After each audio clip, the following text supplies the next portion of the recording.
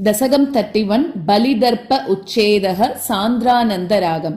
प्रीत्या दैत्यः तव तनुमगः प्रेक्षणात् सर्वतापि त्वामाराध्यन्नजितरचयन् अञ्जलिं सञ्जगाद। मत्तः किं ते समभिलषितं विप्रसूनो वदत्वं व्यक्तं भक्तं भवनमवनीं वापि सर्वं प्रदास्ये। तामक्षीणां बलिगिरमुपाकर्ण्यकारुण्यपूर्णोऽपि अस्योत्सेकं शमयितुमना दैत्यवंशं प्रशंसन्। भूमिं पादत्रयपरिमितां प्रार्थयामासिदत्वं सर्वं देहीति तुनिकदिदे कस्य हास्यं न वा स्यात्। विश्वेशं मां त्रिपदमिह किं याचसे बालिशस्त्वं सर्वां भूमिं वृणु किममुने त्यालपत्वां सदृप्यन्। यस्माद्दर्पात् त्रिपदपरिपूर्त्यक्षमक्षेपवादान् बन्धं चासावगमददतर्होऽपि गाढोपशान्त्यै। पादत्रय्या यदि न मुदितो विष्टपैर्नापि तुष्येत् इत्युक्तेऽस्मिन् वरद भवते दातु कामे ततोऽयम्। दैत्याचार्यस्तव खलु परीक्षार्थिनः प्रेरणात्तम् मामादेयं हरिरयमिति व्यक्तमेवाबभाषे। याचत्येवं यदि स भगवान् पूर्णकामोऽस्मि सोऽहं दास्याम्येव स्थिरमिति वदन् काव्यशब्दोऽपि दैत्यः।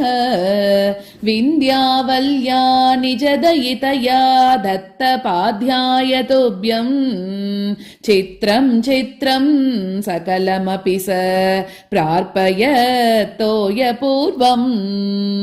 निस्सन्देहं दितिकुलपतौ त्वय्यशेषार्पणं तत् व्यातन्वाने मुमुचुरुषयः सामराः पुष्पवर्षम्। दिव्यं रूपं तव च तदिदं पश्यतां विश्वभाजाम् उच्चैरुच्चैरवृदधवति कृत्य विश्वाण्डभाण्डम्। त्वत्पादाग्रं निजपदगतं पुण्डरीकोद्भवोऽसौ कुण्डीतो यैरसिचदपुनात् यज्जलं विश्वलोकान्। हर्षोत्कर्षात् सुबहुननृते केचरैरुत्सवेऽस्मिन् भेरीं निघ्नन् भुवनमचरत् जाम्बवान् भक्तिशाली। तावद्दैत्यास्त्वनुमतिमृते भर्तुरारब्धयुद्धाः देवोपेतैर्भवदनुचरैः सङ्गता भङ्गमापन्। कालात्मायं वसति पुरतो यद्वशात् प्राग्जिता स्मः किं वो युद्धैरिति बलिगिरा तेतपातालमापुः। पाशैर्बद्धं पदगपतिना दैत्यमुच्चैरवादीः तार्तीयिकं विषममपदं किं न विश्वेश्वरोऽसि। पादं मूर्ध्नि प्रणय भगवन् नित्यकम्पं वदन्तं प्रह्लादस्तं स्वयमुपगतो मानयन्नस्तवित्वाम्।